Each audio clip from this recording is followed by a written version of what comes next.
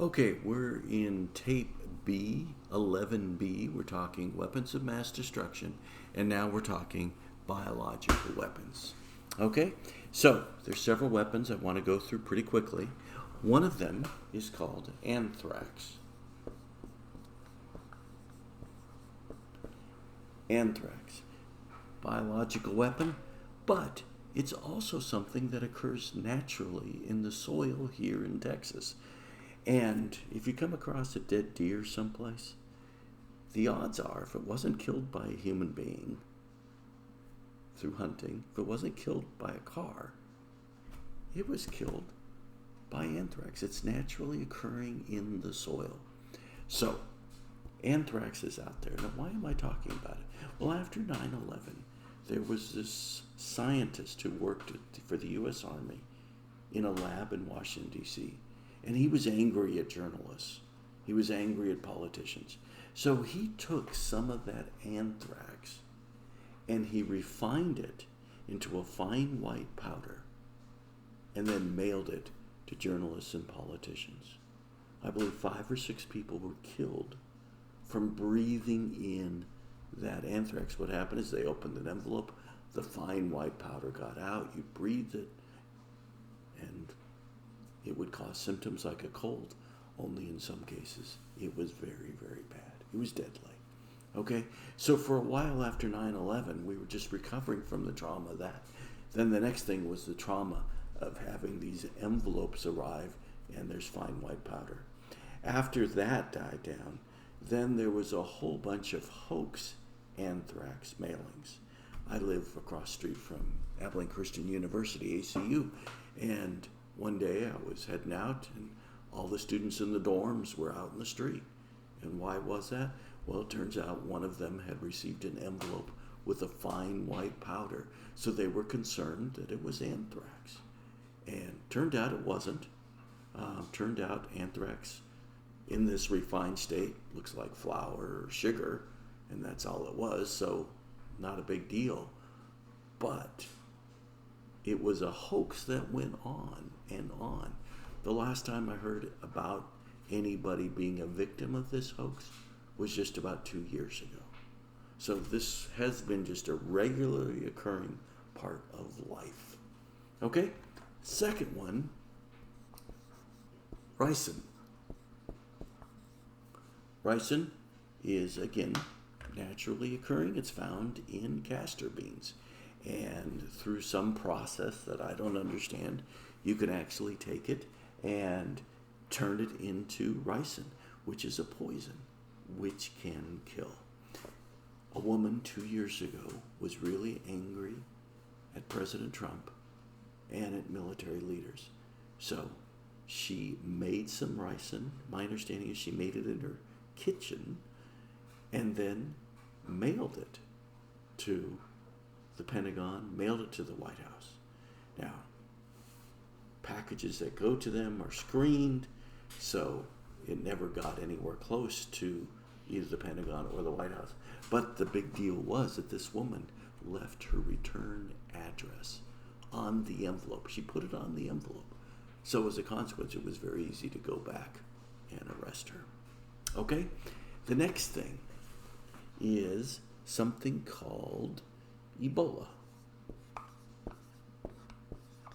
Ebola is a horrible, horrible disease. One of the most deadly diseases in the world. Okay? The current statistics are that if you get it, you have a 50% fatality rate. You know, with the coronavirus, the fatality rate for all people is about 1%. Imagine a 50% fatality rate. Okay? So, Ebola is a hemorrhagic disease. What it does is it liquefies your internal organs and you bleed out of your ears, your nose, your mouth, any place else you can bleed. It's a horrible, horrible disease. Okay? Now, about 5 years ago during the presidency of Barack Obama, there was an outbreak in Russia, in West Africa, an outbreak in West Africa. A couple of the people who were affected were Americans. They came to the United States. They were in Dallas. A couple were in Emory University in Atlanta. Um, Most of them recovered, but I believe a couple of people died. A couple of the nurses who took care of them got Ebola as well. It's a pretty serious disease. Okay?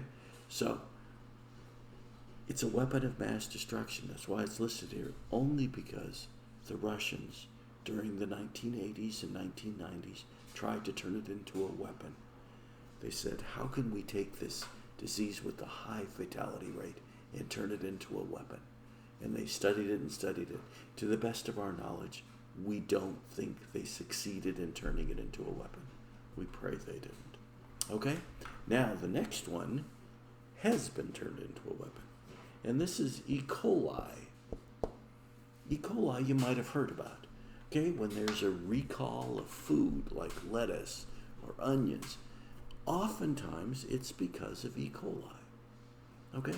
E. coli is a bacteria that is in our guts, and sometimes when it gets in food, it can, and you then eat that food, it can make you really sick. You can be vomiting, bloody diarrhea, you can lose a lot of weight, and there's even a possibility of death. Well, this was turned into a weapon by a cult in Oregon in the 1980s. And if you're bored sometime, Netflix has actually a series on it called Wild Wild Country. And it's about this cult. And this cult was angry at this town in Oregon. They were angry at the local people. So they decided to make them all sick. There was an election coming up. They wanted everybody sick so they couldn't vote in the election.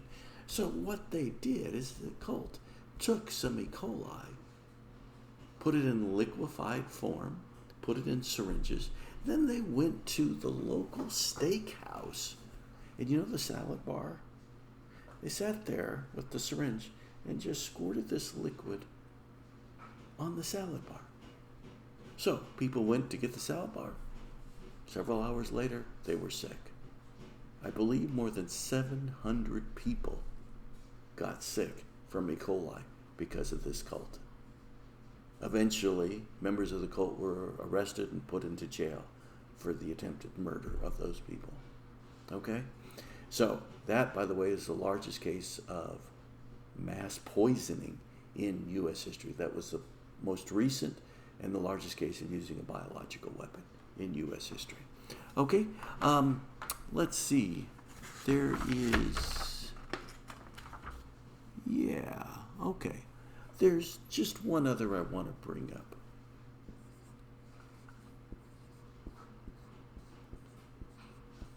Smallpox. Okay? Smallpox is a particularly deadly disease. Okay? And it has been eradicated from the earth. The last case of someone getting smallpox was a man in Somalia in Africa. And that was in 1977. I believe he died.